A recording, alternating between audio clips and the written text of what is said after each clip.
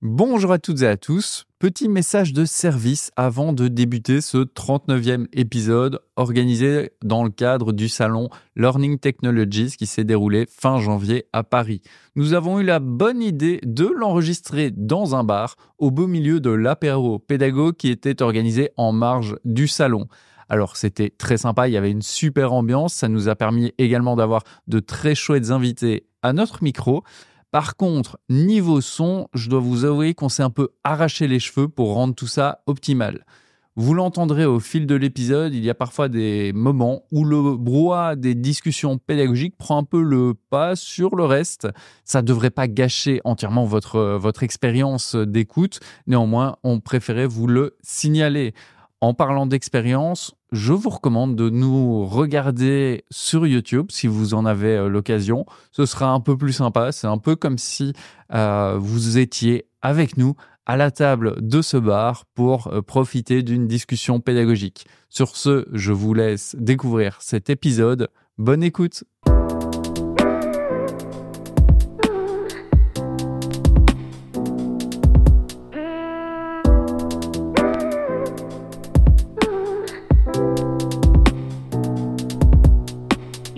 Bonjour à toutes et bonjour à tous. Vous avez choisi de prendre une dose d'inspiration pédagogique en notre compagnie et vous avez bien fait. Comme d'habitude, on vous propose nos expériences, nos chroniques, nos actus et nos recos dans une ambiance décontractée et dans cet épisode, dans le cadre du salon Learning Technologies de Paris.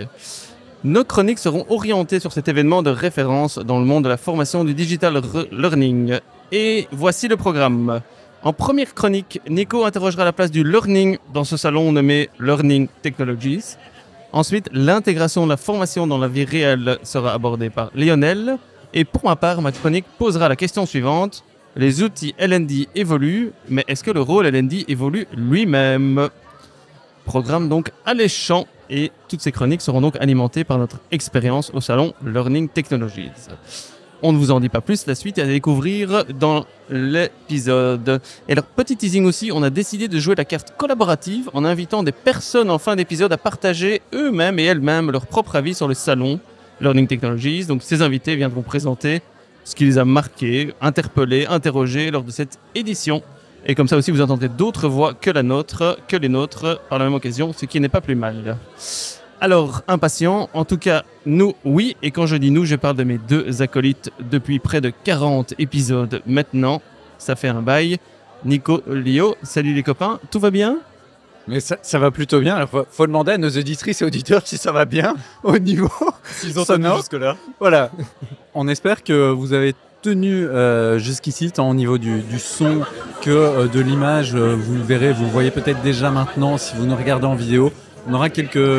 On aura des invités à notre table, mais on aura aussi des invités surprises qui viendront probablement sur la vidéo. Parce qu'on a décidé d'enregistrer cet épisode dans le cadre du salon Learning Tech, mais à l'apéro pédago plutôt, qui se déroule aux deux pianos.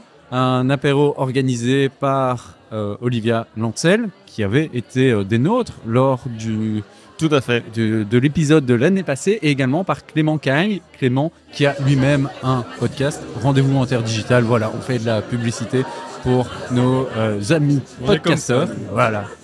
Mais donc ça va plutôt bien. Un peu mal de tête, et un mal de tête qui a commencé au salon parce qu'il y a un brouhaha assez important qui continue ici, mais on voulait en faire profiter également nos auditrices et auditeurs. Donc on s'est dit on va enregistrer dans ce brouhaha, c'est plutôt Voilà, pas mal. comme ça, celles et ceux qui n'ont pas su venir au salon, on peut l'impression d'être au salon aussi. Imprégné de l'ambiance. Et si pas au salon, en tout cas au bar, hein, parce que pour rien de vous cacher, comme vous pourrez voir sur la vidéo, on est en train de boire une bière. Donc voilà, et on en profite pour partager tout ça le plus à chaud possible.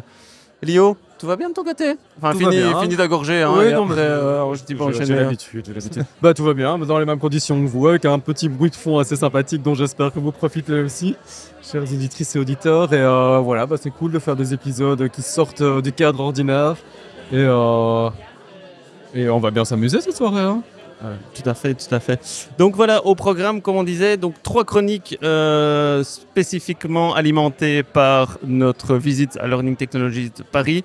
Et ensuite, il n'y aura pas nos recos, mais il y aura les recos de nos d'auditeurs ou d'auditrices, en tout cas de participants et de participantes du salon qui vont nous partager aussi à chaud leur première impression sur cette première journée après nos chroniques. C'était un petit peu des chroniques de l'extrême aussi. Vu que Oui, et d'ailleurs, ce que nos auditrices et auditeurs peuvent expérimenter, parce qu'on va avoir des personnes qui passent dans la vidéo, donc on a l'impression qu'il y a beaucoup de monde. Il y a effectivement beaucoup de monde là où on enregistre, mais sur le salon aussi, il y avait beaucoup de monde. Mais je pense qu'il y a plus de monde au bar que dans le salon.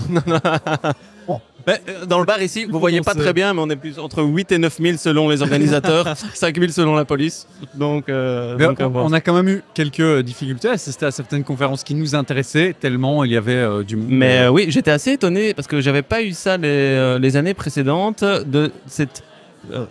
À toutes les conférences, en fait, il fallait faire la file pour rentrer dans les salles. Et il n'y avait pas ça les autres années. Je ne sais pas s'ils ont sous-estimé le nombre de participants cette année, mais voilà, je ne sais pas ce qui a fait, mais c'était compliqué d'avoir une place dans les conférences. il fallait rater la précédente, essayer de faire la file dès ce moment-là, et ça, c'est assez pénible. Vu qu'on ne peut pas suivre un horaire continu de conférence. Mais j'avais pas du tout eu ça les années précédentes. Je suis un peu étonné qu'est-ce qui amène ça cette année, parce que j'ai l'impression que la capacité des salles est la même. Est-ce qu'il y a plus de fréquentation? Je ne sais pas trop. On essaiera de poser la question aux organisateurs si on les croise prochainement. Effectivement. Et qui nous écoute sans doute. Bien sûr, bien sûr. Ils nous mettront un petit commentaire sur le site pour nous donner l'explication. Top, je propose, messieurs, qu'on rentre dans nos chroniques directement pour que nos auditrices et nos auditeurs puissent un peu voir qu'est-ce qui nous a alimenté, qu'est-ce qui a suscité notre réflexion aujourd'hui. Donc effectivement, chronique un peu à l'arrache puisque on a pris connaissance aujourd'hui de ce qu'il y avait dans le salon et on enregistre aujourd'hui cet épisode-ci en fin de journée. Donc voilà, chronique un peu à l'arrache mais qui ont le mérite d'être du coup spontanées et d'exister voilà. simplement. Hein. Bien sûr, et d'être là, effectivement. Ok, on commence première chronique avec toi, Nico. Chronique numéro 1. Learning Technologies. Est-ce vraiment learning ? Oui, bon, au titre de cette chronique, vous dites encore « Ok, Grumpy Nico est à nouveau venu râler sur un nouveau sujet ». Alors déjà, je ne râle pas, ou du moins pas nécessairement. J'adopte une posture critique qui questionne les évidences. Et l'évidence du jour, c'est le titre du salon que j'ai souhaité questionner. Learning Technologies. Quelle est la place de l'apprenant, pas l'apprentissage, mais ici bien l'apprenant, dans le monde de la formation numérique d'aujourd'hui, au prisme de ce qui se dit et de ce qui se vit durant ce salon. Alors une chose est sûre, l'apprenant ne se cache pas parmi les visiteurs. Je n'ai pas de chiffres précis, mais parmi les personnes croisées, je n'ai vu que des responsables L&D, des ingénieurs pédagogiques, des consultants en transformation digitale et surtout des commerciaux. Les seuls apprenants que j'ai rencontrés, c'étaient les étudiants en charge du scan de nos badges tout au long de la journée. Sur les stands, là, vous ne retrouverez que des Head of Sales, des Customer Success Managers ou encore des Head of Acquisition and Strategy Performance Advisor for Impactful Learning Experience. Bon, ok, ce titre n'existe pas, mais bref, toujours pas d'apprenants. Alors, je suis allé tendre une oreille dans les conférences et les live sessions. Alors, les live sessions, si vous n'êtes pas allé au salon, sont des conférences qui, comme les premières, sont des présentations, sauf que les intervenants payent moins cher pour faire cette présentation. Là encore, les apprenants sont cachés. Les intervenants sont des commerciaux, à nouveau, oui, ils sont vraiment partout, des commerciaux d'entreprises EdTech ainsi que leurs clients, des responsables formation, invités à rendre compte de leur expérience, souvent très positive vis-à-vis du projet mené avec l'entreprise EdTech qui les invite. On aurait pu s'attendre à rencontrer des apprenants invités à rendre compte de leur expérience d'apprentissage, mais ce n'est jamais le cas. Au mieux, ils sont là, nichés dans le coin d'un slide, sous la forme de quelques pourcentages liés à un taux de satisfaction. Et c'est là que j'ai eu une révélation. Oui, au-delà d'une approche critique, les révélations sont récurrentes dans ces chroniques. Les apprenants sont ce que les Anglais appellent « the elephant in the room ».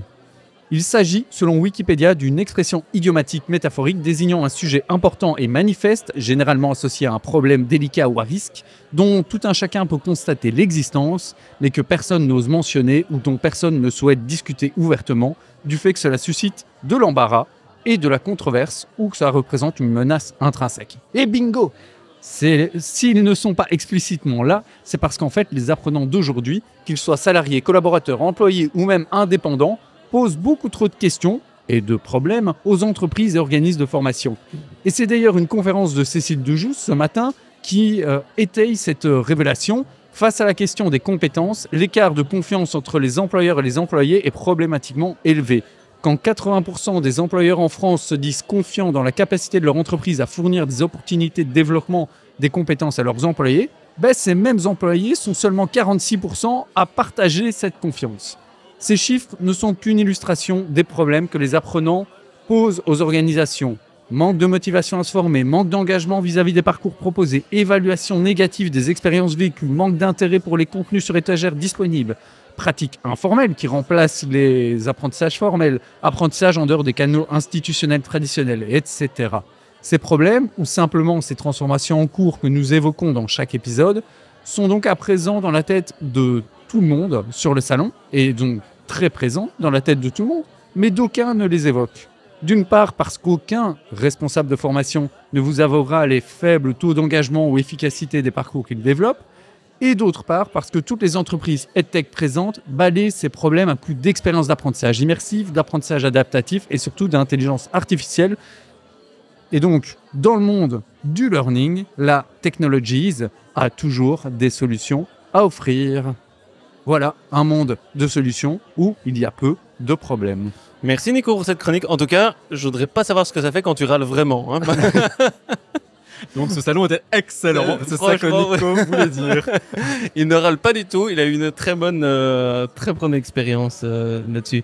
Lio, petite première réaction à cette chronique de notre ami Nico? Vous entendrez que moi aussi je ferai mon petit débrief du salon en tant que tel.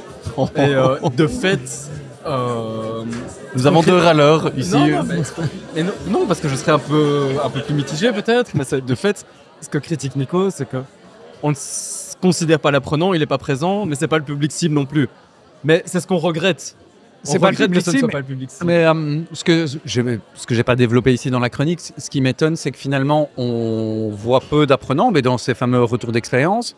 On voit peu de pratiques de co-conception et de design participatif avec des apprenants. Finalement, en fait, vraiment, on parle tout le temps de l'apprenant sans parler de lui. Et ce sont des responsables qui connaissent parfois peu les apprenants, qui sont présents pour choisir des solutions à des problèmes. Enfin, voilà. Ouais, mais là, il y a deux choses, il y a deux problèmes dans ce que tu évoques. C'est non seulement les prestataires qui ne tiennent pas assez compte ou qui ne valorisent peut-être pas assez le côté apprenant, et les personnes qui viennent, est-ce qu'ils représentent vraiment eux-mêmes les apprenants ou est-ce qu'ils prennent ça en compte? Ça, c'est à voir. Après, moi, ici, ma visite à Learning Tech, il n'était pas écrit apprenant sur mon badge, mais je peux m'estimer aussi avoir appris quelque chose aussi. Oui, alors, clairement. je suis pas dans un monde bisounours où on apprend tout le temps, mais je veux dire, je viens 2 jours ici pour apprendre des choses aussi, une démarche volontaire d'enrichir mes connaissances pour les mettre en pratique. Donc, on peut voir ça aussi comme une démarche d'apprentissage. Donc, sur l'aspect étiquette apprenant du public cible, je pense que là, ils sont tous là avec une volonté, en tout cas, d'apprendre des choses.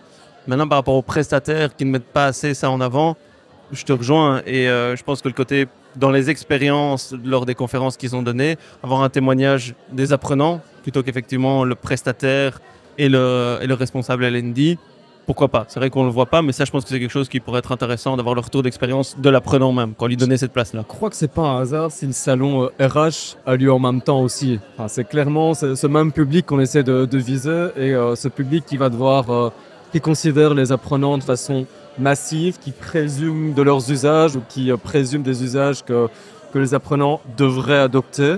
C'est quelque chose de prédictif et de présumé et qui a surtout pour objectif de savoir rendre des comptes sur cette formation-là, donc pouvoir faire du reporting efficace sur des KPI qui sont souvent ceux de l'outil en tant que tel et qu'il va falloir rendre digeste pour la direction.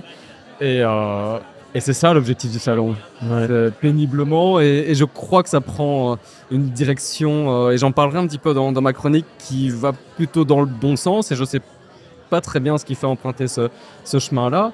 Mais certainement qu'on ne verra toujours pas les apprenants et que ce sera toujours présumé, on présumera toujours de ce qu'ils doivent être ou de la manière dont ils doivent se comporter et des compétences qu'ils doivent développer, etc. Et ils n'ont pas droit au chapitre. Si on prend le contexte effectivement du salon, c'est Learning Technologies. Donc je suis d'accord qu'il y a l'aspect learning peut-être qui pourrait être un peu plus exploité. Maintenant, ils mettent le focus beaucoup sur technologies. Et le principe et le business model, c'est des prestataires qui doivent venir vendre. Ou en tout cas faire des pré-ventes ou des contacts, donc c'est très commercial, marketing one. Et sur la vente de produits, et donc forcément on est dans des outils techno. Pour avoir fait quelquefois le cousin à Londres, là je trouve que les prestataires sont moins avec uniquement des solutions type produit, mais aussi services, accompagnement, création, et là on peut voir un peu plus ce côté apprenant. Ici c'est très orienté des produits qu'on essaye de venir vendre, et pour moi c'est plus ceux qui fréquentent ou les responsables formation qui eux doivent se dire ok, comment est-ce que je vais utiliser cet outil-là pour mettre à disposition de mes apprenants aussi.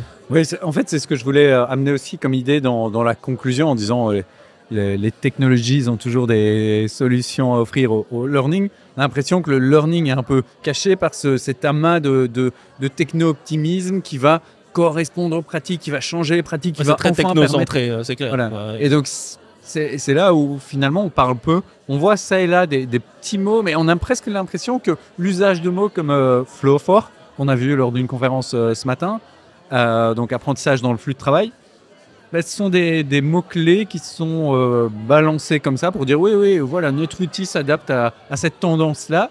Mais, voilà. Mais c'est comme l'année passée où on voyait déjà des termes AI et quand on demandait c'est quoi en fait derrière qui est AI, ok, c'était un petit algorithme qui était utilisé, donc c'était pas de l'AI, mais les gens voulaient entendre ça. Donc pour moi, le défi, il est plus auprès des personnes qui viennent fréquenter le salon, de ce qu'ils vont en faire. Et c'est là le danger. On en discutait un peu dans l'épisode de l'année passée aussi par rapport au salon. Si on vient comme ça, sans trop savoir ce qu'on veut, on peut vite se faire happer par les arguments marketing et commerciaux qu'il y a. Donc je pense que c'est la prise de recul aussi de tous ces consommateurs d'outils qu'il faut essayer de garder en tête. Et c'est vrai, un point qui, alors certes c'est un salon commercial, mais ce qui est vraiment peut-être à questionner dans notre propre culture, c'est vraiment au-delà du technocentrisme, ce technosolutionnisme où effectivement très peu, alors moi-même je sais pas, moi qui ai peut-être plus une agence de conseil, je suis pas présent en tant qu'exposant sur le salon pour des raisons un peu financières, mais on va pas rentrer là-dedans. Mais la question est intéressante, s'il y avait en dehors des questions financières,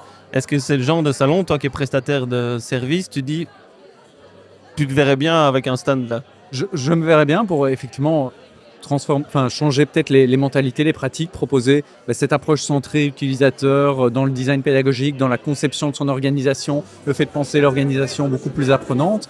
Je serais présent pour le faire. Et ça, finalement, peu de gens sont là. Alors, est-ce qu'il y a trop peu d'agences de conseil? Est-ce que... Voilà, j'en sais.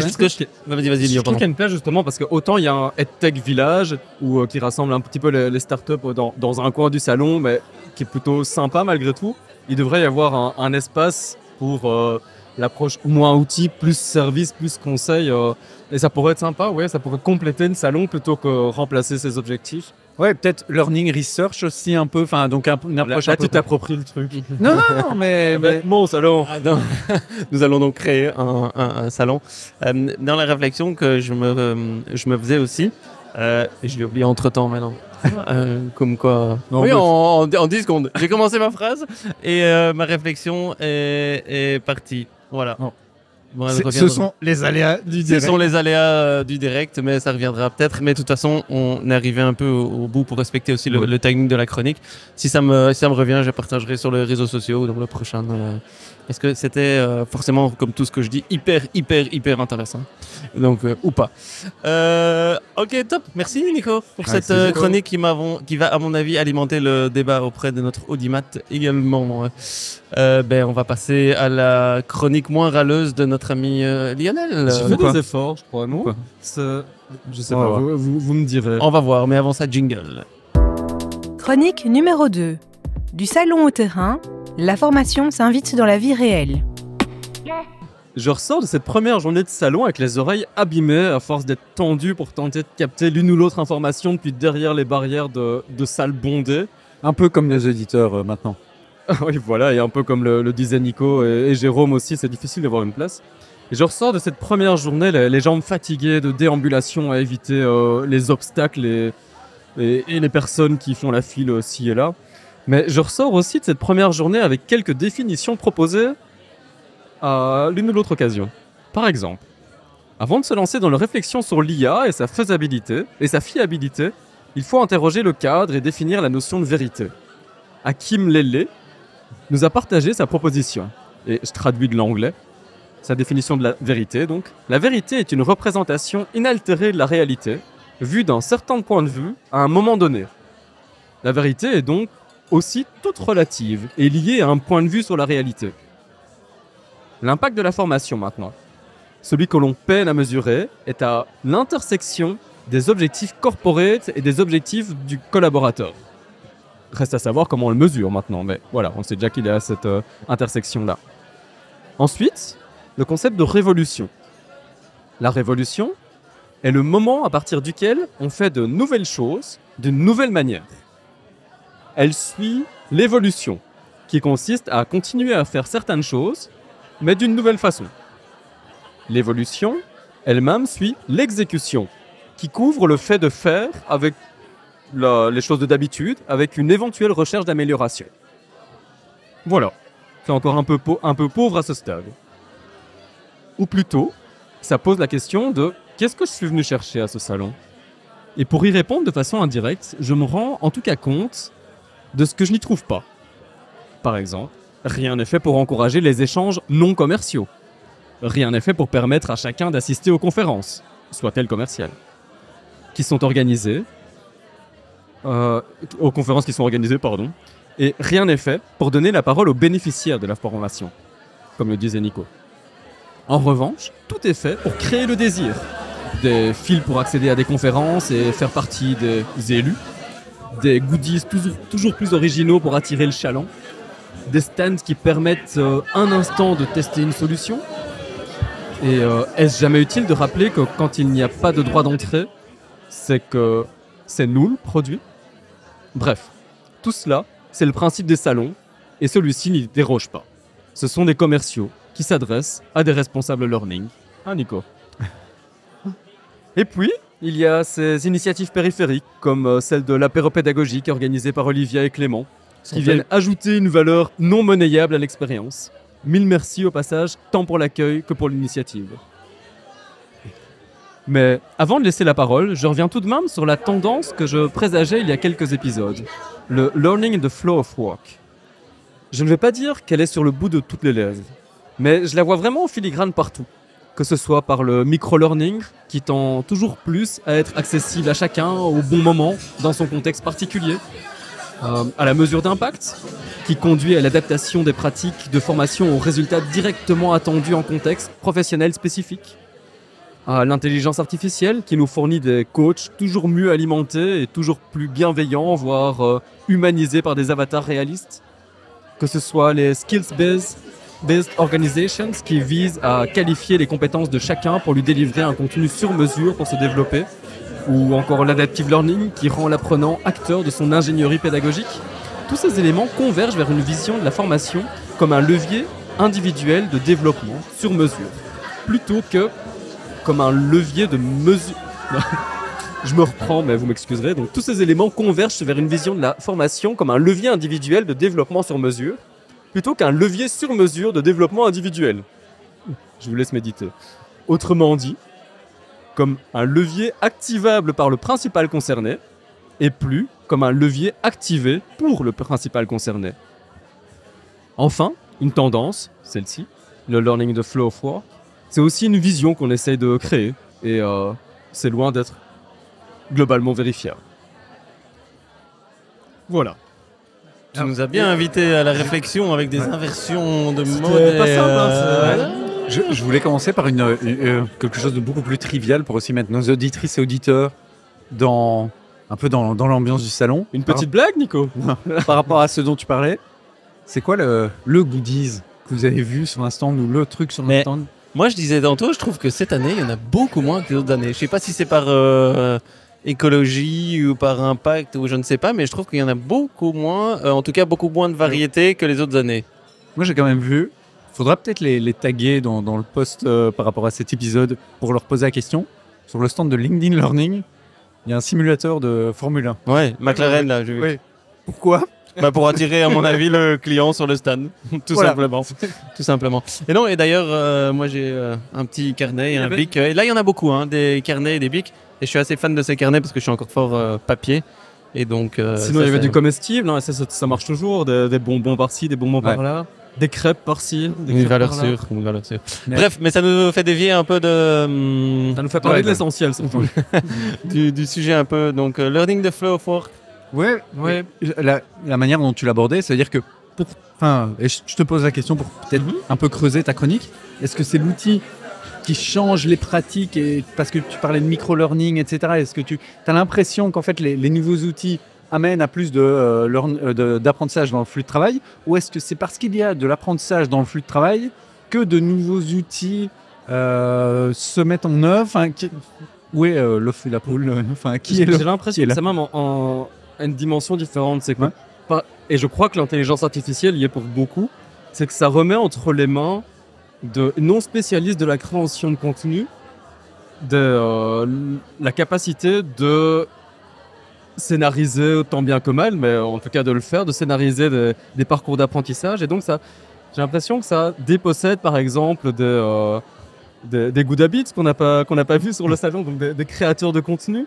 Il y en a moins que les autres fois, donc des contenus sur étagère, pardon.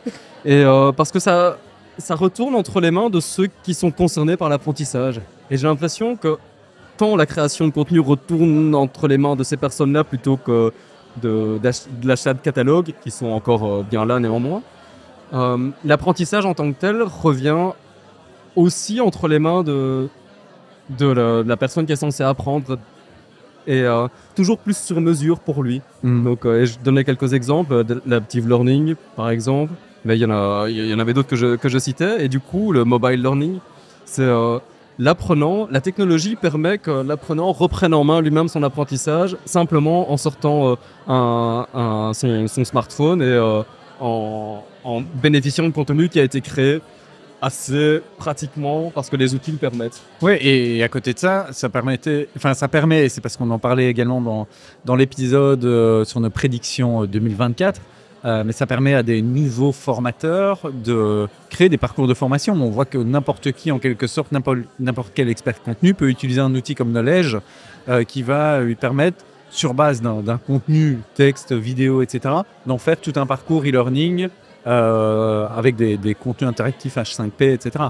Et même d'ajouter des contraintes du type je veux que ce contenu soit disponible tant de manière longue que courte, qu'illustrée, ce genre de choses-là. Et donc, j'ai l'impression que c'est grâce à la technologie que la pratique change et qu'on finalement il y a un transfert vers l'apprenant qui est toujours absent et invisibilisé. Mais... C'est ce que j'allais te demander, est-ce que c'est un problème? Mais tu dis grâce à... Non, moi je trouve que c'est plutôt un bénéfice. Mais je trouve que rien n'est fait de manière systémique pour que ça se passe, mais l'évolution des technologies fait en sorte qu'il y a ce déplacement qui se fait au bénéfice de l'apprenant, j'ai l'impression. Après, se pose encore la question de la qualité, parce que quand il dit que n'importe quel expert contenu peut devenir ingénieur pédagogique de son propre contenu, après on reste fort dans la formation et création de formation, création de contenu aussi. Il faut voir aussi quelle est la limite par rapport à en quoi la formation est la bonne réponse et qui a l'apprentissage et toutes ces questions-là aussi. Là, on est fort sur créer une formation. Où on a déjà décidé a priori que ce serait d'office une formation ou une création de formation, qui n'est pas toujours la bonne réponse, donc qui pose la question effectivement de la qualité et du bon choix du format et de la modalité. Tu voulais réagir, Nico? Non. Ok, merci. Je crois de fait, mais c'est pas mal qu'il y ait ce déplacement de curseur, mais c'est pas au bénéfice de la qualité, et ça, ce sera le prochain chantier qui me fait peur parce que je sais pas comment on va l'aborder. Pour moi, c'est effectivement plus un déplacement de curseur qui est plutôt sain, et vous verrez dans ma chronique d'après qui fait le lien. Malgré qu'on ait préparé pour C'est notre beau, ça, auditeur, hein. nos chroniques de manière totalement séparée. Moins on prépare, plus Voilà. il y a de liens. Il y a quand même chaque fois un petit lien qu'on peut trouver parce qu'on parle quand même toujours du même sujet de manière générale. Mais c'est déplacer le curseur, mais pas amener le curseur complètement chez l'apprenant non plus. Et donc je pense que lui donner cette responsabilité pour une partie des choses aussi, mais toujours avec ce cadre de qualité qui devrait être donné par d'autres personnes aussi, et avoir cette approche, et on en a déjà parlé suffisamment dans les épisodes précédents, cette approche vraiment systémique où chacun a un rôle à jouer, et je pense que le rôle de l'apprenant pour l'instant est sous-exploité. Ouais. Et on lui donne pas ce rôle, il ne le prend pas non plus. Donc la faute à personne, mais le constat en tout cas est tel que il n'a pas un rôle suffisamment important à jouer pour lui permettre d'avoir de l'impact dans son apprentissage. C'est ça qu'on vise. Mais c'est là où je trouve que le salon rate quelque chose, ou on rate quelque chose dans ce salon. C'est donc qu'il y a des nouvelles pratiques, que les départements L&D, les organismes de formation doivent évoluer. D'une part, pour accompagner les apprenants à apprendre, à être responsables, à développer leurs compétences, à choisir leurs compétences. D'autre part, peut-être plus pour créer du contenu, mais accompagner des experts contenus à utiliser ces nouveaux outils. Et donc, j'ai l'impression qu'ici, on voit l'outil comme du solutionnisme, alors qu'il y a plein de pratiques nécessaires à développer. Et finalement, on en parle très peu de ces pratiques. En fait, grâce aux outils, ils arrivent à devenir suffisamment aboutis pour être en capacité de faire facilement du sur-mesure et de l'adapter à chacun. Mais ensuite, il manque ce pas-là comme tu le dis, de conseils de prise de conscience et de conseils pour que ce soit efficace. Mais je pense qu'au-delà, et là je prends un peu encore plus de recul et qui sort du cadre du salon, parce que le salon ici qu'on a suivi se revendique comme le salon de la formation. Donc on a déjà de la formation.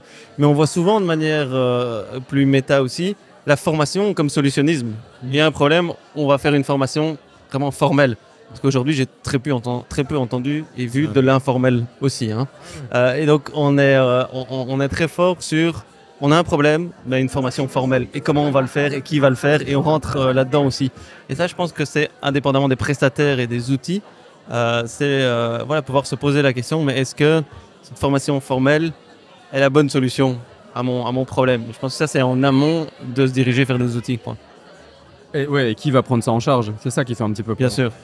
Et parce qu'on n'a pas l'habitude, on doit changer et faire évoluer notre rôle aussi. Et une autre question que je me posais, c'est où est passé le métaverse?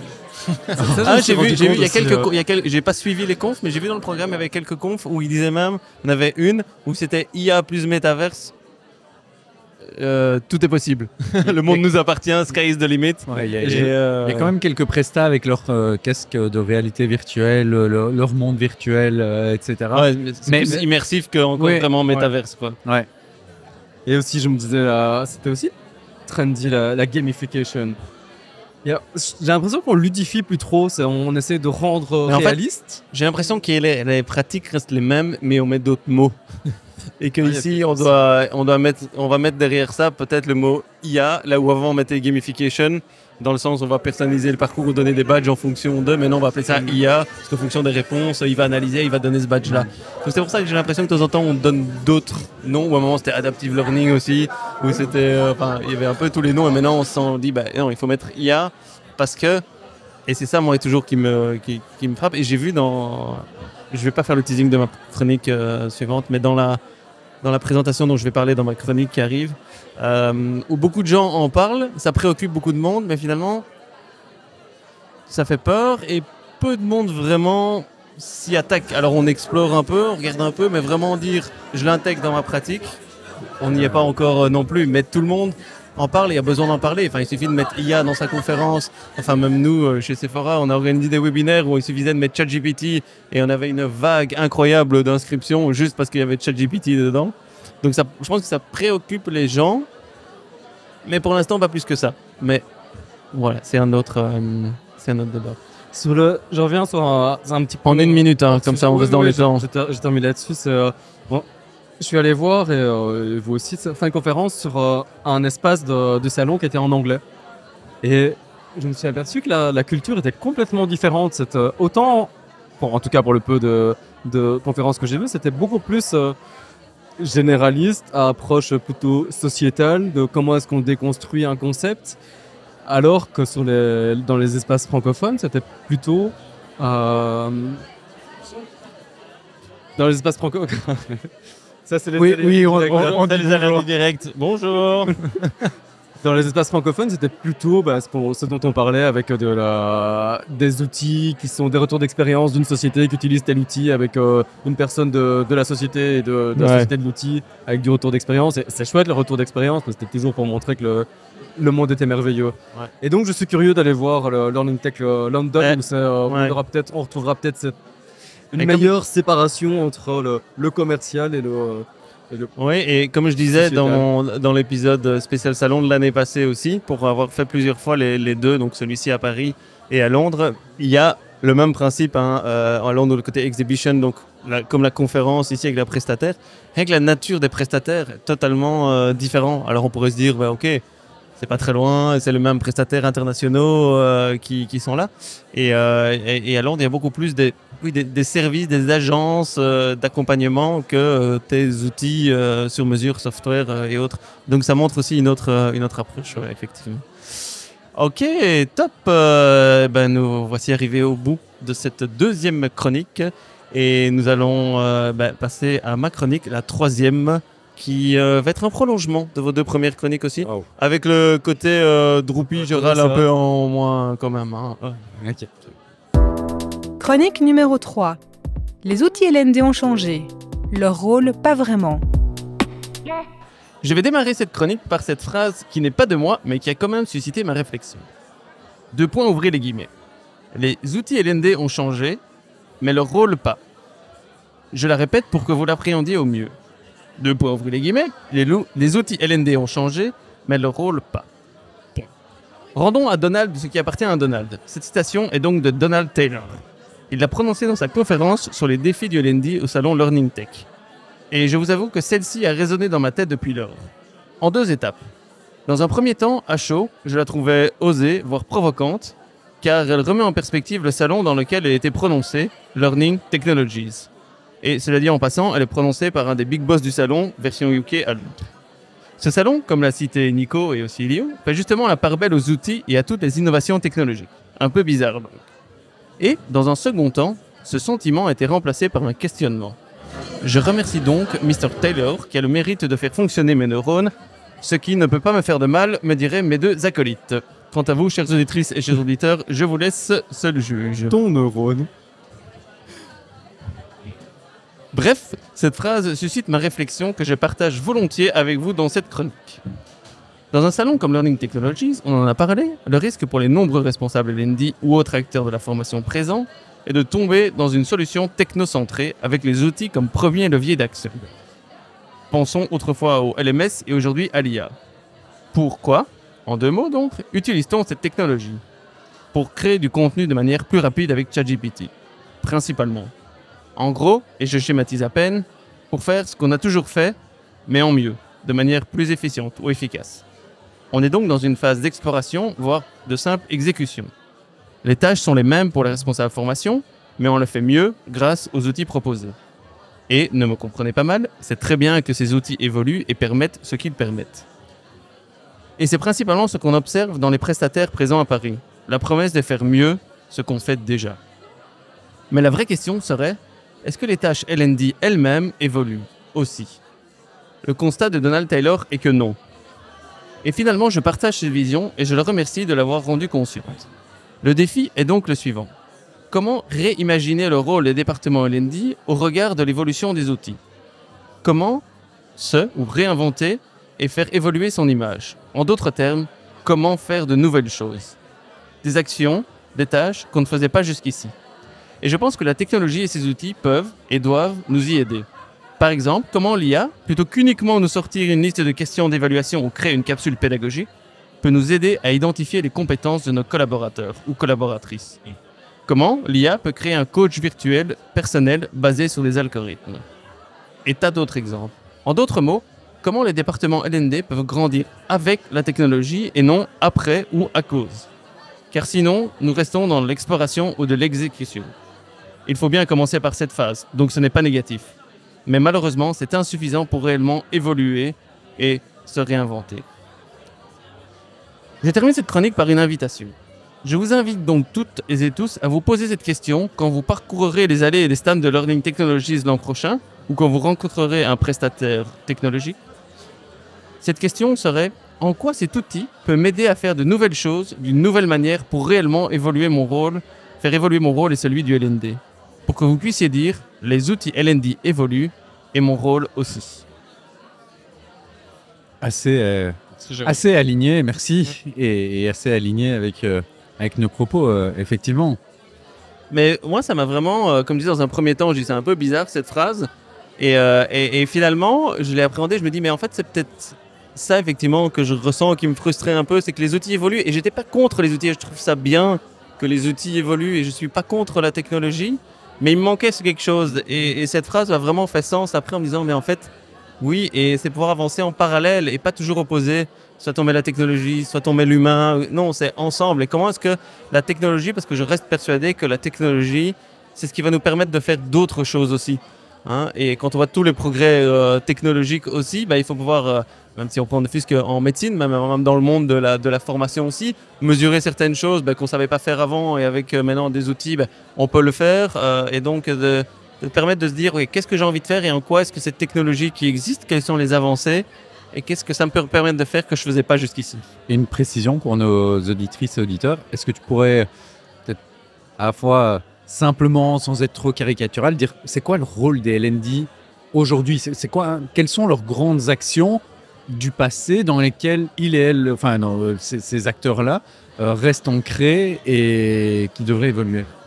Pour moi, on reste très fort des départements LND qui, comme on le disait juste avant, organisent des formations formelles. Ouais. Et après vont mesurer qui a suivi quelle formation et qui est satisfait. Des gestionnaires de formation. Voilà, et donc de coordinateurs de formation formelle. Alors, je ne mets pas tout le monde dans le même panier, que je n'ai pas envie de mettre des gens à dos, mais de manière assez caricaturale. C'est ça, et quand on voit des salons comme aujourd'hui, ça reste, comme on disait, formation formelle. Comment est-ce qu'on l'organise, comment est-ce qu'on engage, comment est-ce qu'on crée du contenu, comment est-ce qu'on le mesure. Mais pour moi, c'est plus aller vers LND, et dans LND, c'est Learning, tu en parlais Nico, donc vraiment apprentissage, and développement de compétences. Et donc développer les compétences, la formation est une formation formelle, est une manière de faire, mais il y a l'informel, il y a l'accompagnement, il y a on the job, et là je pense que l'IA peut vraiment aider. On parle beaucoup maintenant de skills-based organization, et je pense que là, la technologie, là où c'est très compliqué à faire, et ça reste complexe, mais je pense que la technologie peut vraiment nous aider à identifier en tout cas les skills gaps et avoir une vraie vue de l'apprenant et pouvoir le rendre conscient, et on parlait aussi de le mettre plus dans une phase actionnable pour lui. Je pense que là, la technologie, notamment avec l'IA, mais pas que, peut aider à faire ce qu'on ne savait pas faire avant. En fait, j'ai l'impression qu'il y a une bascule, c'est que la technologie devient inspirante. Et il faut qu'elle nous inspire, alors que la technologie, précédemment, j'ai l'impression qu'elle était créée réactivement pour répondre à des problèmes très opportunistes, quoi. Oui, très opportuniste. Ouais. Et maintenant, on se rend compte que, dans la manière dont tu formules ta question aussi, en quoi cet outil, c'est que ça nous force à tenir compte de cet outil parce que on sait qu'il est polypotentiel. Il faut en tenir compte. Alors qu'il y a quelques années, ça aurait été mais non, ne pensons pas outil. Et réfléchissons, mais là, penser à l'outil nous ouvre des portes et nous augmente les pistes de réflexion. Et en même temps, est-ce que parfois il n'enferme pas à cause du solutionnisme Oui, mais c'est pour ça qu'il ne faut pas tomber dans l'un ou l'autre, quoi, en fait. Ouais. Pour moi, c'est ce que je disais, c'est avec, et c'est pas après ou contraint. Et donc c'est là où il dit, ok, avec, mais ça ne veut pas dire qu'il faut prendre l'outil pour argent comptant, dire, ok, je le fais. Mais c'est de se dire qu'est-ce que j'ai envie de faire et en quoi la technologie peut m'aider ou m'inspirer et dire ok, maintenant il y a ça, mais plutôt ça m'aide à faire ce que je fais. Alors de nouveau, c'est pas mal, mais c'est juste une exécution et voilà, une rentabilité, on va dire. Mais moi je me dis ça donne la possibilité de rêver en fait. Qu'est-ce qu'on a toujours voulu faire? Qu'est-ce que les départements LND ont envie de faire? Et en quoi est-ce que la technologie peut les aider pour faire d'autres choses? Quand je regarde le passé, juste pour être un peu provocant, les LMS permettaient de rêver à la formation à distance, etc. Et finalement, ça n'a pas transformé. Non, mais c'est pour ça que je dis que ça c'est pas. Il faut pas prendre la technologie comme ça. Et là, peut-être que c'est un exemple. qui permet de pas le faire ou que c'était mal défini ce qu'on attendait dans LMS aussi. Mais le LMS a ouvert quand même plein de possibles. Ouais. Je pense pas que ce soit comparable au... Non, le problème pour moi, c'est le LMS, si on va sur ce débat-là, c'est quand on arrive, on dit ok, je veux mettre une stratégie digital learning, mais la formation à distance. Premier réflexe, je vais aller chercher une plateforme type LMS. Et c'est là où pour moi, on n'a pas réfléchi avec la technologie, on a réfléchi pour la technologie. Et donc c'est là où c'est d'abord qu'est-ce que je veux proposer comme expérience et en quoi le LMS peut m'aider à faire ça aussi. Où je pensais pas que ça c'était possible. Ah oui, il y a moyen de faire ça avec le LMS. Alors ok, je vais le faire. Ou ça, il n'y a pas moyen. J'en suis conscient quand même aussi. C'est toujours quand on... Allez, moi je suis toujours frappé, mais après c'est l'esprit... C'est le cerveau humain qui est comme ça, de pouvoir opposer les choses, d'être très binaire, comme digital ou pas digital, à distance, pas à distance, synchrone, pas asynchrone. Et je pense que c'est réfléchir avec la technologie et là où l'AI nous fait rentrer dans un nouveau monde. Et qu'on est beaucoup dans une phase, et c'est normal, d'exploration. Parce que pour moi, et c'est ce que aussi Donald Taylor disait, pour qu'il y ait une vraie révolution avec l'AI, ça ne sera pas en un an. Enfin, il faudra 10 ans, 15 ans, comme toutes les grosses révolutions, pour qu'on puisse vraiment qu'il y ait le côté où il y a révolution et qu'on fasse des nouvelles choses d'une autre manière.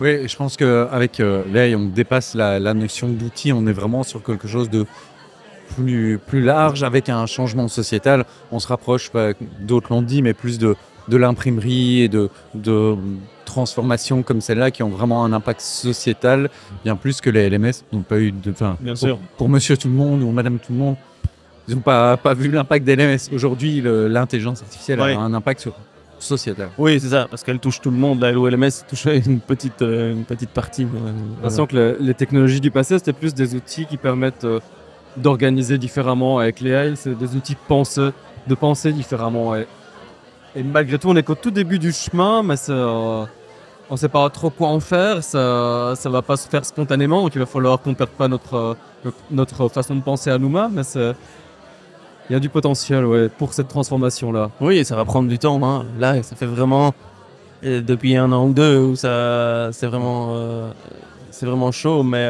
ça sera encore mieux l'année prochaine, ou ça évoluera en tout cas l'année prochaine, l'année d'après. Et on verra peut-être que dans 10 ans ou 15 ans, vraiment quelque chose qui a fait révolutionner. Et vraiment, peut-être bonne résolution, je ne sais pas, mais je lance l'idée. Bonne résolution pour les services L&D, c'est de réfléchir à leur... un peu le triptyque vision, mission, valeur, se dire aujourd'hui, dans ce monde-ci, il y a peut-être une nécessité d'à nouveau se reposer ces questions-là. C'est quoi la vision et vers où on va? Quelles sont nos missions, notre ou nos missions par rapport à ça? Et puis quelles sont les valeurs qu'on met en œuvre? Comment on se positionne sur l'apprentissage? L'apprentissage et la formation sont tellement multiformes aujourd'hui qu'il y a peut-être une nécessité de se reposer ces questions et de prendre le temps de se poser ces questions pour mieux appréhender le futur. Voilà. Il faut se baser, je pense, pour rebondir sur ce que tu dis, vraiment pas perdre de vue qu'il faut se baser sur ce qu'on veut, et pas juste sur ce qu'on peut. Et là, les outils nous ont permis de pouvoir beaucoup de choses. L'AI nous permet un petit peu un mix des deux, de pouvoir plus facilement ce qu'on veut, mais il ne faut pas qu'on s'éloigne de trop de ce qu'on veut, parce qu'autrement, on va juste penser outil et c'est ce qu'on craint tous, quoi. Ouais, ça peut nous permettre de rêver, mais aussi de le concrétiser. Mais après, très concrètement aussi, testons, et on doit passer par cette phase d'exploration. Donc, je dis pas que c'est pas bien, mais c'est cette première phase d'exploration, d'exécution, et puis après, se dire comment je peux faire de nouvelles choses aussi. Merci. Ok, merci monsieur. Merci à toi, Jérôme. On passe à la suite. Oui, on va inviter des personnes à notre table. Exactement, parce qu'entre nous c'est bien, mais plus on est de fous, plus on rit. Et qu'est-ce qu'on va leur demander exactement? Qu'est-ce qu'ils boivent déjà? Non, on va pas leur demander après cette première journée. Concrètement, est-ce qu'il y a une chose qui les a marqués, interpellés, une tendance, une recommandation, un mot? Voilà, un concept qui a fait écho aujourd'hui dans leur visite au salon. On y va? On commence avec la première personne.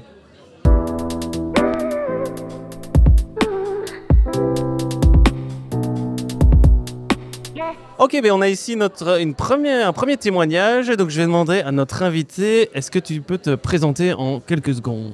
Bonjour tout le monde, moi je m'appelle Morgan Travers, je poste pas mal sur les réseaux, Actuellement, j'écris pas mal sur tout ce qui est digital learning, puisque je suis concepteur.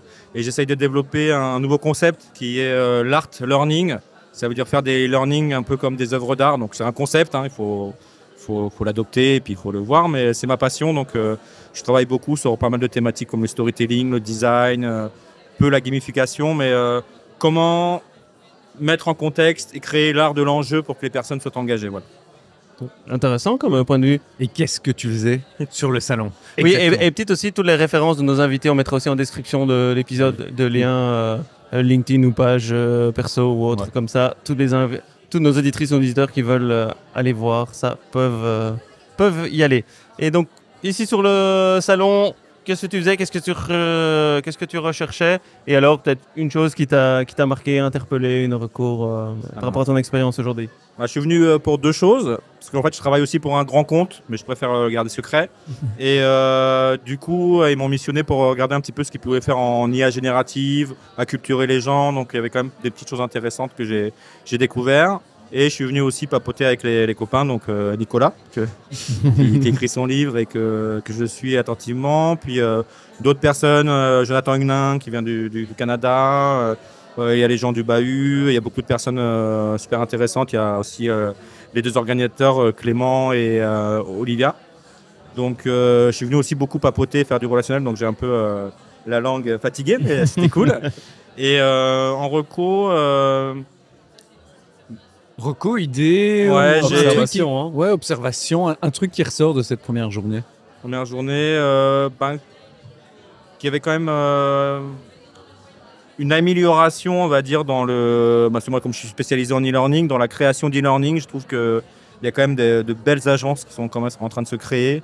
Je ne vais pas me dire de nom pour ne pas faire de pub, mais j'en ai vu 7-8 qui commencent à mettre beaucoup de choses dans leurs modules et ils font du sur-mesure de qualité. Donc moi, j'ai trouvé ça impressionnant parce qu'ils ne pensent plus maintenant qu'à l'argent. Il y a quand même une recherche pour l'apprenant. Voilà, c'est ce que je fais. Et est-ce que tu as une fonctionnalité auquel tu penses? Justement, tu dis qu'ils font des efforts pour la création de contenu. Est-ce qu'il y a une fonctionnalité qui t'a marqué? Si on suit les théories du jeu et de G6L, par exemple, dans l'art du design, je vois qu'il y a quand même du travail sur l'accroche. C'est-à-dire comment tu vas rentrer dans ton module. Parce que l'accroche, en fait, c'est ce qui va te permettre de rentrer dans ton module. Ça va être l'émotion, la première émotion, ce qu'on appelle l'émotion viscérale, où les personnes, en fait, quand ils rentrent dans leur module, c'est un peu quand on rencontre une personne. Ah, il est cool, il est gentil, je peux peut-être lui faire confiance. Là, c'est pareil, là, on sent qu'il y a un travail d'accroche, un travail pour mettre en confiance l'apprenant. Et après, il y a le travail pédagogique qui doit être derrière. Mais voilà, c'est ce que je sens. Je sens qu'il y a un respect des personnes qui vont suivre le module. Donc aider à premier engagement, la première accroche aussi, il y a un effort qui est fait à ce niveau-là. Il faudrait que je vois un petit peu pour aller plus loin, pour voir s'ils respectent d'autres qualités. Mais en tout cas, il y a une recherche visuelle, design. On met la personne dans les meilleures conditions pour qu'elle se concentre plus sur le pédagogique, parce que moi qui ai beaucoup formé des personnes qui créent des formations, les choses qui ne sont pas alignées, les problèmes d'accessibilité avec des couleurs qui ne vont pas, tout ça c'est des choses où on n'y pense pas forcément, mais l'œil humain ne triche pas en fait. Il va tout de suite voir qu'il y a quelque chose qui ne va pas, et du coup ça ne va pas, c'est amateur et je ne vais pas suivre en fait. Voilà, c'est un petit peu ça que j'ai vu. Très bien, donc si on encourage tous nos prestataires, s'ils ont besoin d'un œil avisé pour le raccroche de module e-learning, à aller voir Morgane. Ça marche, c'est gentil. Merci beaucoup. Merci beaucoup Morgane. Merci Morgane.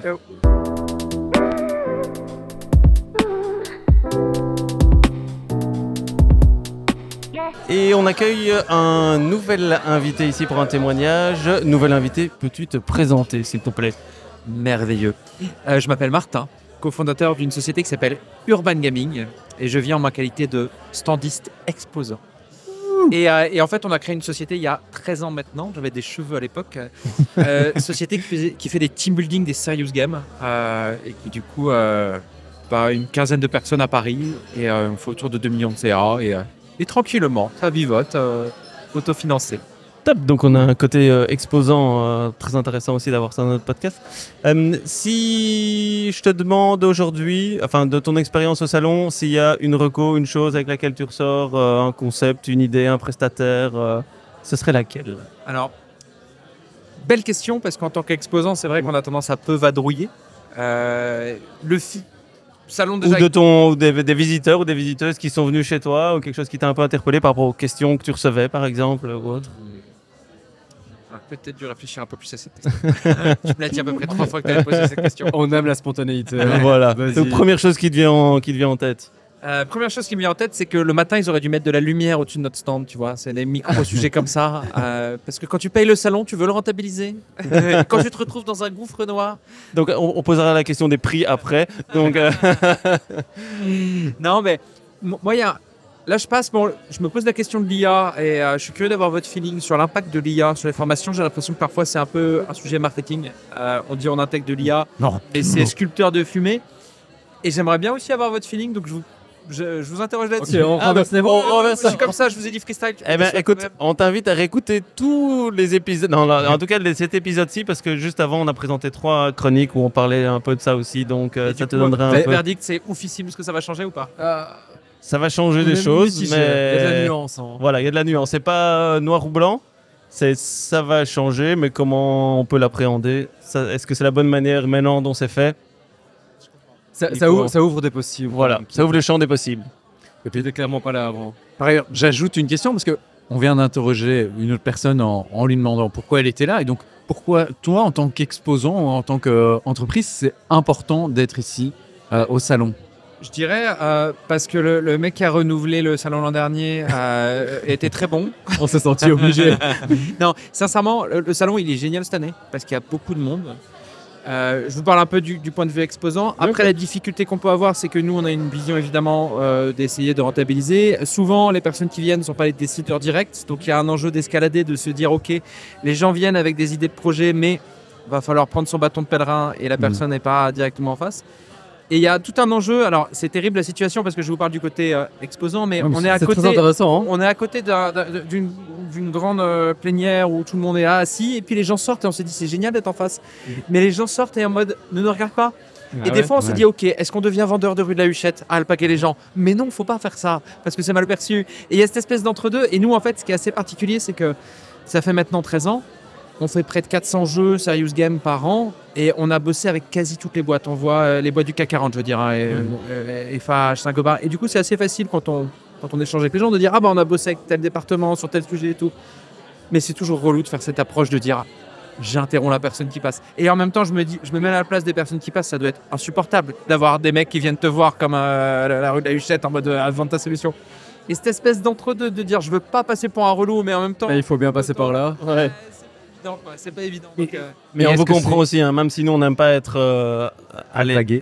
voilà, par les personnes, on comprend aussi les personnes qui doivent faire leur job et vendre leur truc, donc c'est compréhensible. C'est une sorte d'obligation pour atteindre le CA qui est le vôtre, d'être présent au salon ou est-ce que c'est de la visibilité? C'est intéressant parce que même dans la boîte Urban Gaming, on a des visions différentes. Moi, je suis très peu salon en fait. J'adore les dépenses héroïstes faciles, AdWords, les trucs comme ça, en mode tu mets 10 euros, tu sais que t'as, enfin tu mets 1000 euros, tu sais que t'as.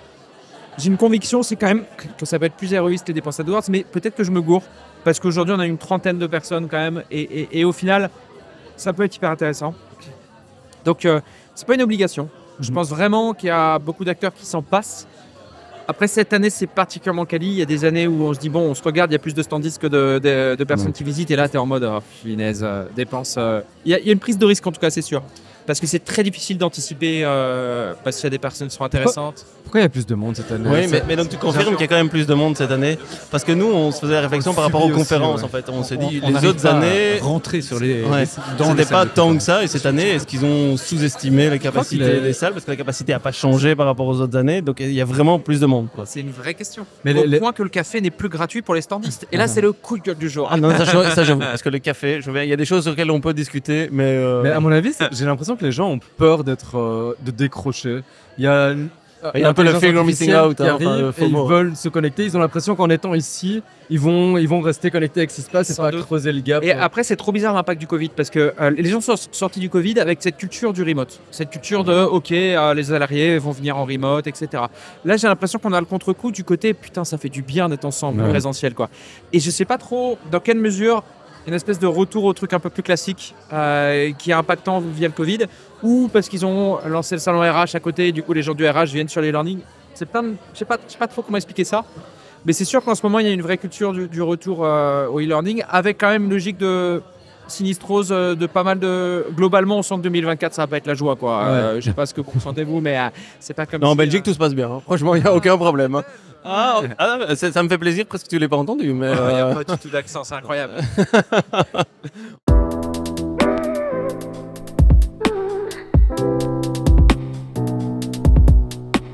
Très bien, on accueille notre prochain invité, enfin plutôt notre prochaine invité.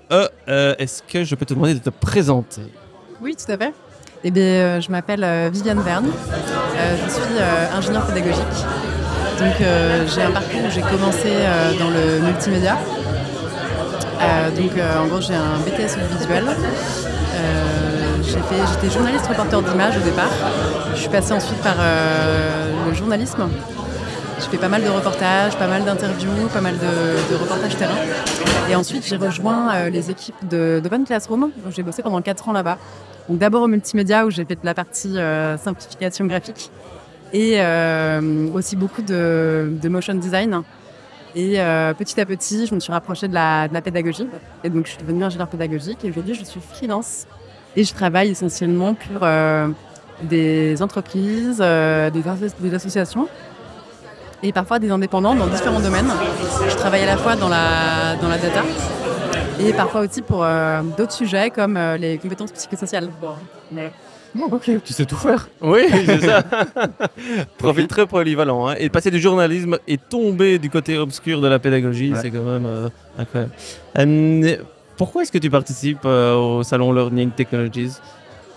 Je trouve que c'est un peu un rendez-vous incontournable des pros de l'éducation. On se retrouve tous un peu là-bas. C'est un moyen de prendre aussi un peu la température de comment ça se passe dans le milieu, quelles sont les innovations. Moi, ce qui m'a frappé cette année, c'est vraiment le fait que tout le monde parle de l'intelligence artificielle. Il y a 3, 4, 5 fois plus de conférences là-dessus que j'ai déjà vu aujourd'hui sur sa première journée. Il y a des innovations super intéressantes. Et oui, globalement, c'est vraiment retrouver les collègues, les principaux acteurs, les collaborateurs, etc. Participer à quelques conférences. Et voilà. Rien n'est fait dans le salon pour avoir cette dimension communautaire. Il revient avec sa chronique. Ouais. On est obligé d'avoir des événements périphériques où on se dit il y a un prétexte, on se retrouve là, mais on fait notre truc un peu en aparté. Non, mais c'est clair, je pense qu'il y en a besoin. En fait, moi j'ai remarqué un truc, c'est que c'est hyper dur de se retrouver avec des gens dans le salon. Ah ouais. Il nous faudrait une puce, tu vois, pour nous repérer et savoir où est-ce qu'on est dans le salon. Ouais, mais il n'y a pas d'espace qui est fait pour communiquer, réseauter plus calmement. Pour que les commerciaux nous trouvent sur l'application du salon et nous proposent des rendez-vous. Bon, ça va. On retrouve Nicolas Leraleur ici. Et tu parlais tantôt d'innovation super intéressante. Est-ce qu'il y en a une qui t'a un peu marqué ou qui ressort de ta visite aujourd'hui? Ouais, il y en a une qui m'a marqué. Je suis passée au stand de Knowledge. Ouais. Et j'ai vu leur démo, je leur ai demandé leur démo. Et franchement, j'étais assez bluffée. Donc en gros, pour raconter brièvement ce qu'ils font, c'est qu'ils ont un outil auteur qu'ils ont développé depuis 3-4 ans qui permet en fait, avec quelques éléments de contexte et un média, donc ça peut être une vidéo, un PDF, un doc, etc., qui va produire une granule qui est déjà très aboutie. Donc c'est assez bluffant. Par exemple, une vidéo, tu donnes un lien YouTube, ça se transforme en une vidéo avec des points clés. Des éléments d'interaction. Quand tu cliques dessus, tu as du texte. Voilà, c'est des quiz, des textes à trouver. Ouais, enfin, vraiment, il analyse tout le média pour en faire un micro-parcours d'apprentissage interactif en utilisant la technologie H5P. Pour l'avoir testé il y a quelques mois, et je pense qu'on en parlait dans une reco d'un épisode précédent. Ouais. C'est assez puissant et bluffant et ça va aller crescendo. C'est-à-dire que les gens pourront prendre nos vidéos YouTube, les mettre dans Knowledge et créer un module e-learning avec ça. C'est quand même incroyable.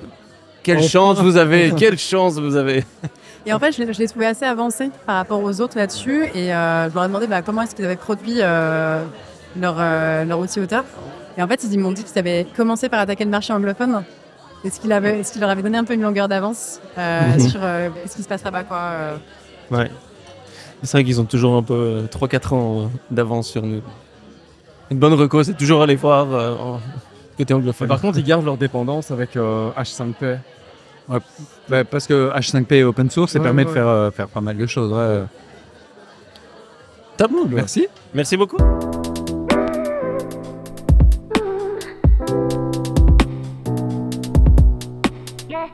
Mais donc on accueille notre prochaine invitée. Prochaine invitée, je peux te demander de te présenter, s'il te plaît. Bonjour, avec plaisir. Donc moi je m'appelle Jean, je suis ingénieure pédagogique multimédia, un long titre pour dire qu'en gros je conçois des formations mixtes e-learning avec une spécialisation forte en gamification des contenus de formation. Et donc ma société s'appelle Meges Learning. Voilà. Top, merci. On remettra évidemment tous les liens en description de l'épisode. Avec plaisir. J'imagine. Pourquoi est-ce que pourquoi est-ce que tu participes au salon? En tant que conceptrice de formation digital learning en freelance, pour moi, c'est le genre d'événement qui est absolument immanquable. Ça me permet de rencontrer mes clients en vrai, parce que forcément, dans le contexte du digital, on est beaucoup à distance. Je travaille beaucoup avec des personnes qui sont à l'autre bout de la France, voire à l'étranger. Donc ça me fait beaucoup de bien de les rencontrer en vrai et de ne pas les voir à travers l'écran. D'autre part, ça me permet aussi de rencontrer mes partenaires, parce que j'ai pas mal de partenaires. Donc voilà, rencontrer clients, partenaires, et puis bien évidemment faire du réseau, voir les synergies qui sont possibles avec d'autres solutions ou d'autres entreprises, tout simplement. Et est-ce qu'il y a des solutions aujourd'hui dans la visite que tu as fait qui t'ont marqué, ou des concepts ou des fonctionnalités, ou voilà, avec quoi tu ressors, s'il y a une idée avec laquelle tu devais ressortir de ta visite aujourd'hui? Eh bien, forcément, je vais plutôt parler des solutions avec lesquelles je travaille. Donc, je vais dire, en fait, ça m'a fait énormément plaisir de rencontrer les personnes de chez Genially, parce que à la fois, je suis ambassadrice de leur solution, et en plus, c'est la solution que j'utilise le plus, je pense, de toutes les solutions avec mes clients. Voilà, je conçois des e-learning de A à Z. Comme ils sont basés en Espagne. Je les avais jamais vus en vrai, donc le fait de pouvoir les voir, j'ai adoré. Et en plus, j'ai donné une démo de Genially sur le stand e-learning Boulevard, donc c'était une super expérience. Donc forcément, voilà. Et donc, toi, tu connais très bien Genially. Si tu dois nous donner une des dernières fonctionnalités de Genially que tu trouves waouh. Alors là, j'en ai une tout de suite qui me vient en tête. C'est les widgets. En fait, ce sont des petites fonctionnalités qui permettent de mettre des timers, un chronomètre, un lancer de dés virtuel ou un mélange de cartes virtuelles. Moi, j'ai fait ça il y a quelques années, 1 an et demi sur Genially. J'ai dû presque rentrer dans le code de l'application pour faire ça. Quand j'ai vu que maintenant c'était nativement dans l'application, j'ai dit « Oh, enfin, ils m'ont compris !» Ils t'ont compris, ils t'ont écouté. Ah oui, parce que j'avais demandé, j'ai dit « S'il vous plaît, développez ça nativement dans l'appli, qu'on n'ait pas besoin de presque s'inventer une... » Donc, tu as une grosse influence sur la roadmap de Genially. Donc, chers auditrices et auditeurs, tous les clients ont une influence. Si vous avez une recommandation d'une fonctionnalité dans Genially, n'hésitez pas à contacter Jean et elle... Ils les prennent en compte, ouais. Franchement, là-dessus, c'est top. Et peut-être une dernière question. Tu dis que tu venais pour rencontrer des personnes. Le constat qu'on faisait dans les chroniques, dans les discussions avec d'autres personnes, c'est que finalement, ce networking n'est quand même pas facilité au sein du salon. Enfin, c'est hyper difficile de se retrouver. Il n'y a rien qui est mis en place pour se contacter facilement. Il y a quand même l'app où tu peux créer les rendez-vous ou contacter les personnes. Ouais, mais toi, c'est quoi tes trucs et astuces pour bien networker si on a quelqu'un qui, l'année prochaine, vient sur le salon et souhaite networker, comment t'as fait, toi? Yes, avec plaisir. Non, mais moi, le sens de l'orientation, c'est pas mon truc. Donc, en plus, il faut un sens de l'orientation déjà. Il y a beau y avoir les numéros des stands et tout, j'étais perdue. Mais évidemment, moi, le conseil que je donnerais, c'est de préparer sa visite et de l'annoncer sur les réseaux sociaux, ce que j'ai fait, voilà. Sur les réseaux, j'ai dit, mon planning de visite, que je n'ai pas du tout respecté, évidemment. Mais bon, c'est une autre affaire. Mais en général, moi, j'aime bien suivre des conférences. Mais c'est vrai que j'étais très alpaguée par, justement, aller voir mes partenaires, tout ça. Donc, au final, on n'est pas suivi tant que ça. Mais en effet, afficher un peu son petit programme sur les réseaux sociaux. Et si une personne sur les réseaux dit « Ah, ça m'intéresse, on y va ensemble », on se retrouve telle heure à telle conférence et ça facilite tout de suite les choses. Pareil, quand je donne une démo ou quoi que ce soit et que quelqu'un veut me retrouver, je lui dis « Je donne une démo à tel stand à telle heure. Okay. Viens, ça dure 15 minutes. » Et derrière, on network comme tu veux, quoi. Donc voilà. Cool. Top. Merci beaucoup. Et donc là, bientôt, tu pourras mettre j'interviens dans le podcast C'est quand la pause, entre telle minute et telle minute. Allez écouter, je dis des trucs hyper bien. Donc, top. Merci beaucoup, Jean. Merci beaucoup. Merci à vous.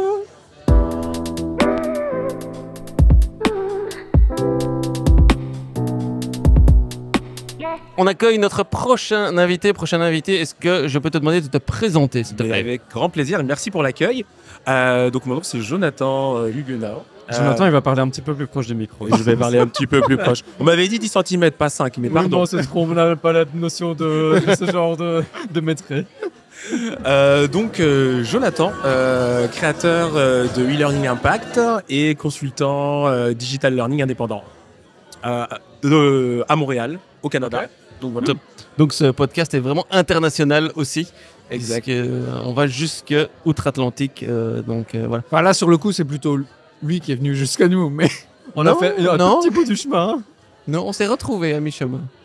On s'est retrouvés dans l'eau. Mais justement, qu'est-ce qui fait venir quelqu'un de Montréal à un salon Learning Tech à Paris? Qu'est-ce que tu viens faire ici? Ah, il y a plusieurs choses. Alors déjà, je tiens quand même à le dire que je viens pas que pour l'événement, même si évidemment je le fais. J'en profite pour prendre des petites vacances, pour aller venir voir la famille, etc. Mais pour moi, un événement comme celui-ci, c'est une occasion pour rencontrer beaucoup de personnes que je rencontre pas habituellement parce que je suis loin. Je suis au Québec, au Canada, et que j'ai quand même quelques clients et quelques connaissances, des collègues qui sont en France. Et donc pour moi, c'est une très très belle journée pour faire du réseautage, pour rencontrer beaucoup de personnes. Malheureusement, j'ai rarement l'opportunité de profiter pleinement des conférences et de tous les sujets qu'il peut y avoir sur un salon comme celui d'aujourd'hui. Parce que je suis bavard, parce que j'aime beaucoup rencontrer les gens et passer du temps avec eux, plus que certaines conférences, certaines choses, même s'il y a des choses qui sont très très intéressantes. Et donc moi c'est ça, j'y viens vraiment pour le côté humain, revoir des gens que j'ai envie de voir. Ça peut être des personnes comme vous, justement, c'est quand même chouette de pouvoir vous voir en vrai, de passer des petits moments comme ça avec vous. Et puis après, c'est ça, c'est des collègues, c'est des clients qu'on ne rencontre pas nécessairement, donc c'est ça. Et est-ce qu'entre deux bavardages, est-ce qu'il y a quand même quelque chose, quand tu as visité un peu le salon, qui t'a marqué, une reco, ou en discutant avec les gens, une idée qui revient, enfin voilà, avec quoi tu ressors une idée, un concept que tu ressors aujourd'hui de ta visite à Learning Tech? Ben, tu vas me trouver pas très rigolo, je pense, mais justement, c'est sous cette notion de partage, parce que justement, je trouve que c'est assez formidable c'est très enrichissant parce que tu découvres des choses, des environnements différents, des personnes différentes qui viennent t'apporter un petit peu toutes les idées sur lesquelles tu peux te confronter, sur les nouveautés, sur les perspectives. Moi, je suis indépendant, donc tu parles avec d'autres indépendants, et donc c'est pas tant des événements du salon sur toutes les IA qu'on a pu avoir aujourd'hui. C'est super, il y a des choses très intéressantes, mais moi je viens vraiment chercher un petit peu tout ce qu'il y a autour, et donc ça reste encore dans relation. Donc on retient qu'il y a plein d'IA quand même aujourd'hui de ce que mais je pense. Donc tu as quand même un petit peu visité. Hein, j'ai quand même été au même endroit que vous, je pense. On a vu les slogans. J'ai vu les slogans. Alors on va te poser la question, parmi toutes les personnes que tu as rencontrées, laquelle tu as préféré revoir? Oh là là. Mais je pense que je peux me permettre de le dire. Ah, ouais. Non, j'ai eu la chance de passer une belle année avec Sylvain Tillon qui était à Montréal pendant une année. On est des bons amis et on aime beaucoup discuter professionnellement. Et là, il est venu aussi pour l'événement, donc on se retrouve, on parle beaucoup aussi de son école Le Bahut, etc. Et là, aujourd'hui, justement, pour l'événement, il y a aussi beaucoup de personnes du Bahut, donc c'est très chouette d'avoir eu la chance de le rencontrer pendant une année à Montréal, où on est devenu assez proches, et là, de revenir en France dans son univers à lui, avec tous les petits, tout le petit monde qu'il y a autour de ce qu'il a créé. Je trouve ça très chouette et très sympa. Donc, très content d'avoir retrouvé Sylvain. C'est quand même très drôle, comme une fois de plus, on a une personne qui est ici pour faire ce que le salon ne permet pas directement. Il le permet du coup, puisque tout le monde vient pour la même chose. C'est un prétexte pour s'y voir, mais rien n'est confortable pour se voir sur le salon même. Donc l'expérience utilisateur de la rencontre est très mauvaise. Oui, mais si le salon n'existait pas, les gens ne se rencontreraient pas. Donc en attendant, ça fait le job. Ouais, c'est pas mal. Merci. Cool. Merci beaucoup. Merci à vous. Et bonjour à Montréal. Ah ben on dira bonjour à Montréal. Changez rien, merci à vous. Merci.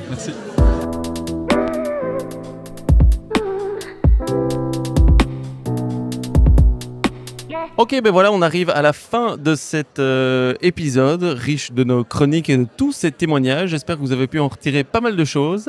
Ce que je vous invite, c'est à partager cet épisode avec 2 personnes. Et pour que vous le fassiez vraiment, je vais vous laisser 5 secondes pour réfléchir à 2 personnes. 1, 2, 3, 4, 5. Parfait, vous avez donc identifié les 2 personnes à qui vous allez partager ce podcast. Vous retrouverez évidemment tout ce qu'on a évoqué et ça a été très riche dans cet épisode-ci, et donc en description de l'épisode également. Et on se retrouve bientôt pour le prochain épisode où de nouveau 3 chroniques actu reco en format habituel. Et donc d'ici là, n'hésitez pas à nous partager votre feedback sur notre site internet. Il y a un petit formulaire, donc cqlp.xyz, à nous suivre sur les différentes plateformes et réseaux sociaux également. Et on remercie évidemment toutes les personnes qui ont participé à cet épisode, dont vous, Nico et Lio. Malgré les apparences, c'est quand même toujours un plaisir de vous retrouver dans cet épisode et dans les 38 précédents et dans les au moins 38 qui vont suivre. Effectivement, merci à toi aussi pour l'animation de cet épisode dans des conditions un peu particulières. Mais... dans un bar, je suis dans mon élément, donc plus qu'à la maison presque. Et puis c'est cool d'être ensemble. Enfin, je trouve ça vraiment sympa de la configuration, on a bien profité aussi, c'est chouette. Exactement. À bientôt donc. À bientôt. Merci. Ciao, ciao. Ciao. Salut les auditrices, auditeurs. Au revoir à la caméra. Au revoir à la caméra.